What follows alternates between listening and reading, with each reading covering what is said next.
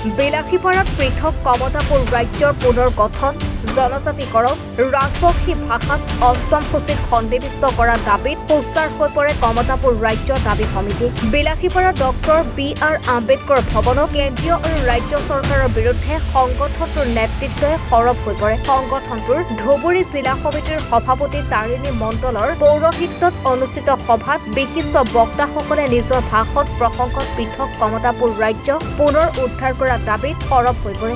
আমি কাৰো পৰা ভূমি বিচৰা নাই, আমাৰ কমতাপুৰ ৰাজ্য আছিল, সেই ৰাজ্যকে উদ্ধাৰ কৰি পুনৰ কমতাপুৰ ৰাজ্য গঠন কৰিব লাগে।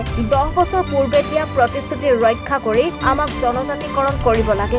আমাৰ ভাষাত অষ্টম অনুসূচীত সন্নিৱিষ্ট কৰি ভাষা সংস্কৃতিক সংৰক্ষণ কৰিব লাগে। মূল সুঁতিলৈ অহা KLUৰ সেনাধ্যক্ষ জীৱন সিং আৰু KLUৰ সেনাধ্যক্ষ DL কোচৰ লগত আজিও ৰাজনৈতিকভাৱে শান্তি আলোচনাত নবহাৰ বাবে ক্ষোভ প্ৰকাশ কৰে। নিজৰ জাতিটোৰ বাবে সৰ্বোচ্চ ত্যাগ কৰা এই দুজন নেতাৰ লগতে শীঘ্ৰে শান্তি আলোচনাত বহাৰ ব্যৱস্থা কৰাৰ দাবী উত্থাপন কৰে। এই দাবীসমূহ পূৰণ নকৰিলে 34টাকৈ সংগঠনৰ সন্মিলিত কমতাপুৰ ৰাজ্য দাবী সমিতিয়ে ৰেলপথ, ৰাষ্ট্ৰীয় ঘাইপথ অৱৰোধ কৰাৰ দৰে এলানি আন্দোলন গঢ়ি তুলিব বুলি হুংকাৰ দিয়ে। সভাখনতে ধুবুৰী জিলা সমিতিৰ 7টাকৈ ব্লক সমিতি সৰ্বসন্মতিক্ৰমে গঠন কৰে। আৰু আজি বিলাসীপাৰা আম্বেদকাৰ ভৱনত ধুবুৰী জিলা কামতাপুৰ ষ্টেট ডিমাণ্ড কাউন্সিলৰ এখন সাধাৰণ সভা অনুষ্ঠিত হয়।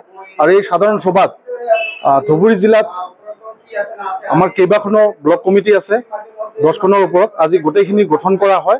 আৰু মূলতে আমাৰ লক্ষ্য আৰু উদ্দেশ্য হ'ল যে আমাৰ কোচ ৰাজবংশীসকলৰ জনজাতিকৰণ, পৃথক কমতাপুৰ ৰাজ্য আৰু KLৰ অধ্যক্ষ জীৱন সিংহ ডাঙৰীয়া আৰু KNৰ অধ্যক্ষ DL কোচ ডাঙৰীয়াক ৰাজনৈতিকভাৱে যি আলাপ আলোচনাৰ মাজত ৰাজনৈতিকভাৱে আমাৰ পিছত কৰি দিব লাগে।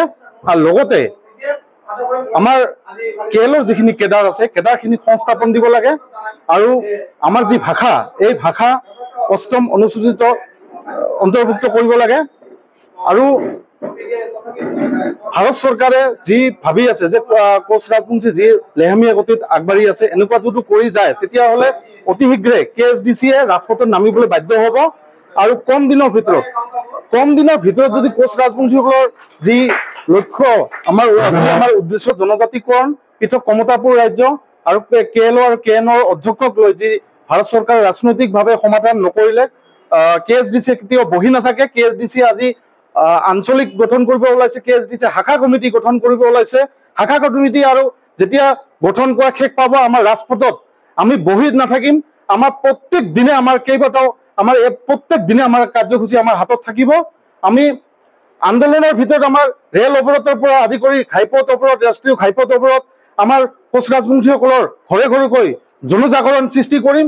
আৰু এই সৃষ্টি কৰাৰ পিছত আমাৰ ভাৰত চৰকাৰে আমাক দেখুৱাই দিম যে আমি কোচ ৰাজবংশীসকলে আমি কি কৰিব পাৰো। আৰু আমাক ভাৰত চৰকাৰে আমাক যি প্ৰতিশ্ৰুতি দিছিল যে 6 মাহৰ ভিতৰত জনজাতিকৰণ কৰি দিব, আজি 10টা বছৰ পাৰ হৈ গ'ল, এতিয়ালৈকে কিন্তু জনজাতিকৰণৰ আমাৰ যি আগবাঢ়িব লাগে কিন্তু আগবাঢ়া নাই। হিমন্ত বিশ্ব শৰ্মা ডাঙৰীয়াই এটা কথাই কয় যে 90% আপোনালোকৰ কাম হৈ গৈছে, কিন্তু 10% কেতিয়া হ'ব?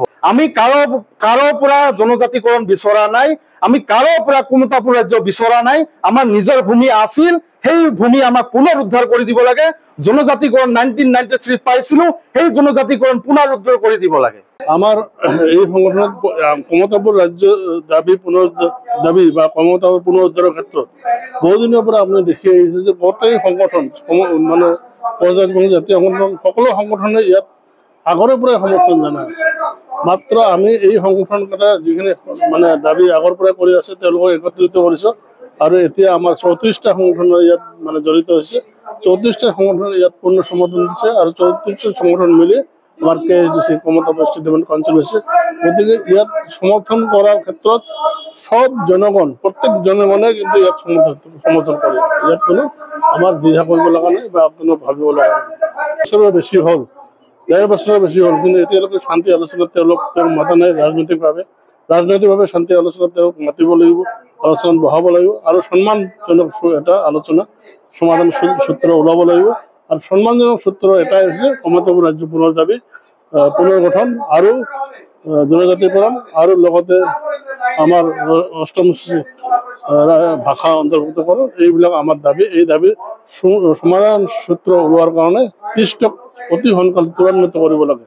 আৰু যদি নকৰে তেতিয়াহ'লে আমি KSDC এই দাবীৰ ক্ষেত্ৰত জীৱন সিঙৰ নেতৃত্বত মানি ডিএল কোচৰ নেতৃত্বত জনবিস্ফোৰণ কৰিম, জন আন্দোলন কৰিম। আৰু এই আন্দোলনৰ ফলত কিন্তু এটা আমাৰ যি মানে হেৰি পৰিঘটনা ঘটা হয় তাৰ কাৰণে ভাৰত চৰকাৰে দায়ী হ'ব বুলি আমি ভাৰত চৰকাৰক আজি আপোনালোকৰ জৰিয়তে সকীয়াই দিছোঁ। Bureau report, any Bharat 24। অভিনয় কৰাৰ হেঁপাহ আপুনিও পঢ়ি ৰাখিছে নেকি? আপোনাৰ অভিনয় কৰাৰ অভিজ্ঞতা নাই? কোনো কথা নাই। আপোনাৰ বাবে আহিছে সোণালী সুযোগ। 29 ছেপ্টেম্বৰত দিনৰ 9 বজাৰ পৰা নিশা 8 বজালৈ বলিউড তথা হলিউডৰ চিনেমাৰ বাবে অডিশ্যন হ'বলৈ গৈ আছে গুৱাহাটীৰ কাহিলীপাৰাস্থিত জ্যোতি চিত্ৰবনত। 5 বছৰ বয়সৰ পৰা 17 বছৰ ব্যক্তিয়ে কৰিব পাৰিব অংশগ্ৰহণ। পঞ্জীয়ন হ'ব বিনামূলীয়া। নিৰ্দিষ্ট ৱেবছাইটত কৰিব পাৰিব আবেদন।